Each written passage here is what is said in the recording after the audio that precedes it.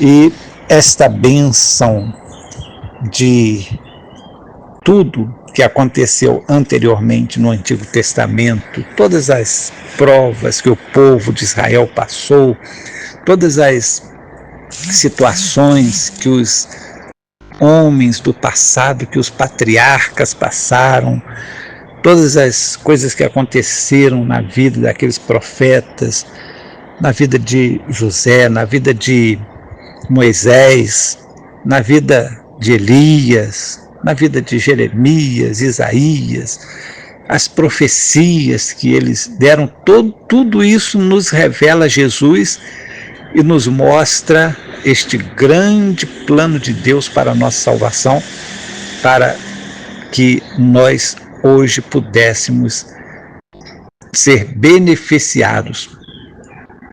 Tudo o que aconteceu antes contribui para o bem daqueles que amam a Deus,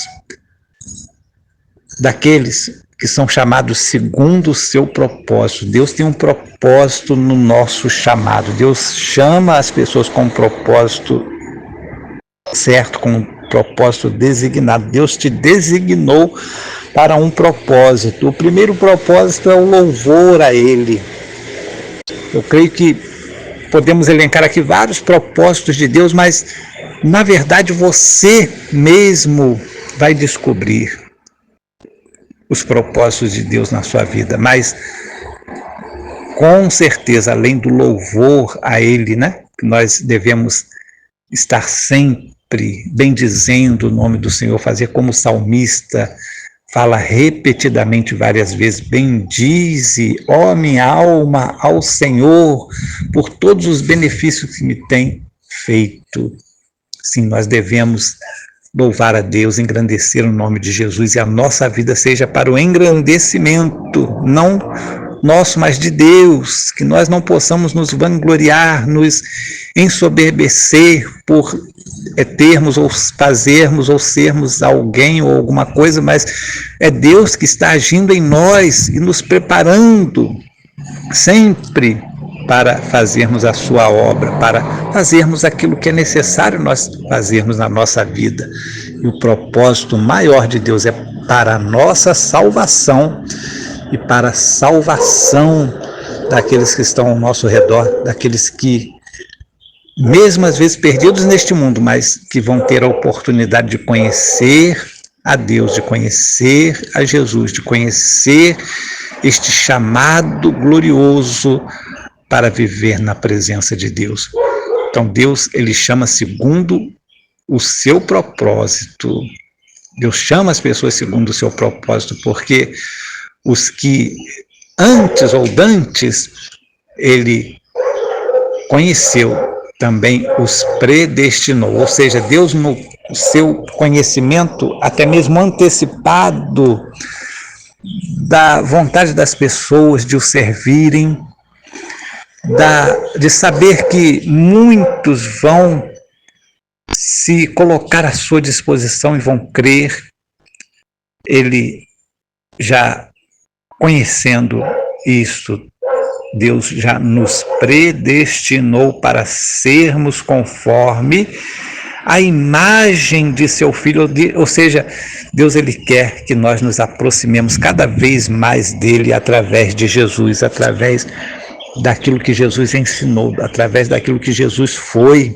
Deus quer que nós tenhamos a mesma fé que Jesus teve, ou seja, aquela fé implacável, aquela fé que vai nos levar à realização. Uma fé realizadora é uma fé que vai ultrapassar esta dimensão onde nós vivemos, que tenta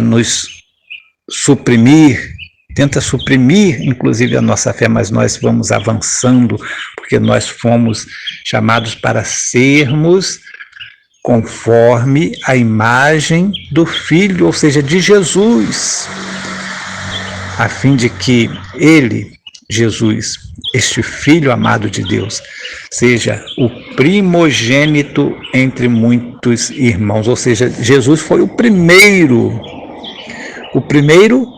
que é o exemplo e que através da sua vida de tudo aquilo que foi ensinado por ele, de tudo aquilo que ele viveu, nós possamos ser também alcançados por este profundo sentimento de amor de Deus. Jesus teve um profundo sentimento de amor porque ele veio enviado por Deus, ele veio diretamente de Deus, ele veio como Deus para nós, para nos alcançar, para alcançar e dizer para nós: olha, eu venci o mundo. Não desanime. No mundo vocês terão aflições, vocês terão tribulações, mas olha só o que aconteceu. Eu fui preso, me mataram, mas ao terceiro dia eu ressurgi. Não tenham medo, eu venci o mundo. Estas foram as palavras de Jesus. E ele, então, se torna o nosso exemplo maior.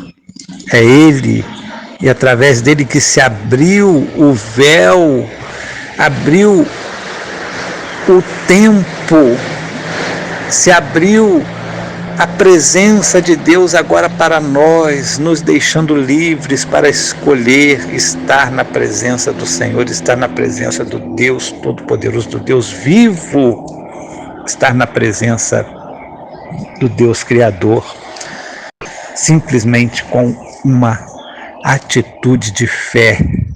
Quando nós cremos, quando nós recebemos essa fé que Jesus teve, que realmente realizou em sua vida, mesmo sob sofrimento, e muitas vezes nós também vamos passar pelos sofrimentos, porque se ele, como nosso mestre, passou pelos sofrimentos, quem somos nós para não passarmos por esse sofrimento? Porque muitas das vezes nós vamos ter que contrariar o mundo, vamos ter que contrariar algumas coisas que o mundo acredita ser bom, mas que na verdade está sendo prejudicial.